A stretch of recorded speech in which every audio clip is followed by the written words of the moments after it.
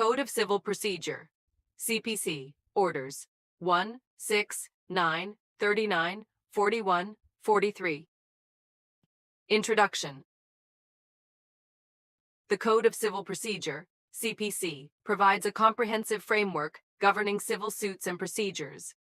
Orders 1, 6, 9, 39, 41, and 43 of the CPC include various aspects of civil litigation, including the joinder of parties, pleadings, filing of plaints and written statements, appearance and consequences of non-appearance, temporary injunctions, interlocutory orders, and appellate processes. These orders establish the foundational principles and procedural guidelines essential for the fair and efficient resolution of civil disputes in courts. Questions and answers. 1. What is the concept of joinder of parties in civil suits according to Order 1 of the CPC? Joinder of parties allows for multiple plaintiffs or defendants to be joined in a single suit if their interests are involved in the same transaction or series of transactions. The criteria for joinder include the existence of a common question of law or fact and the avoidance of misjoinder or non-joinder of parties. 2. Discuss the significance of pleadings in civil proceedings as per Order 6 of the CPC. Pleadings serve as formal statements of the parties' respective claims and defenses in a civil case. They provide a clear outline of the material facts and issues in dispute, facilitate the determination of the real questions in controversy, and guide the court and parties throughout the litigation process. 3.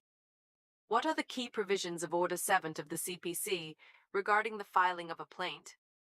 Order 7 outlines the requirements for filing a plaint, including the particulars to be included such as court name, cause of action, jurisdiction, and relief sought by the plaintiff.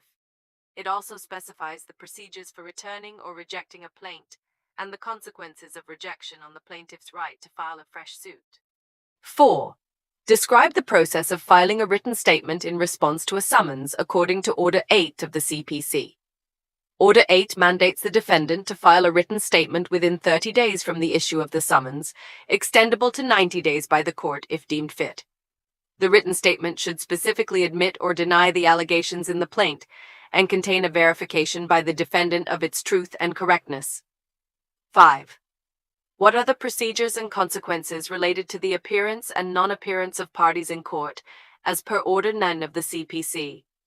Order 9 prescribes that parties must appear on the day fixed in the summons, and failure to do so may result in dismissal of the suit.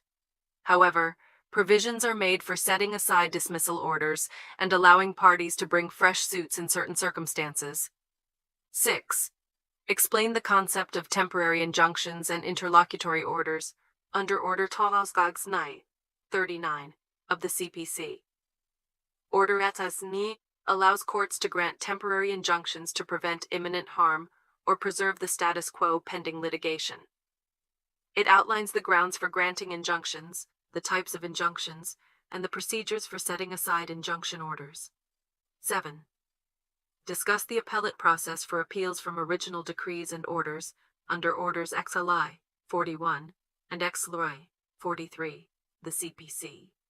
Orders XLI and XLI govern the appellate process for appeals from original decrees and orders, respectively. They specify the requirements for filing appeals, the powers of the appellate court, and the procedures for challenging orders during the pendency of suits. 8. What are the particulars of plaint according to Order 7, Rule 2? Particulars of plaint. 1. The name of the plaintiff. 2. The name, description, and place of residence of the plaintiff. 3. The name, description, and place of residence of the defendant. 4. Where the plaintiff or the defendant is a minor or a person of unsound mind, a statement to that effect, judicial officer's examination course material. 5. The facts constituting the cause of action, and when it arose. 6. The facts showing that the court has jurisdiction. 7. The relief which the plaintiff claims. 8. Where the plaintiff has allowed to set off or relinquished a portion of his claim, the amount so allowed or relinquished. And 9.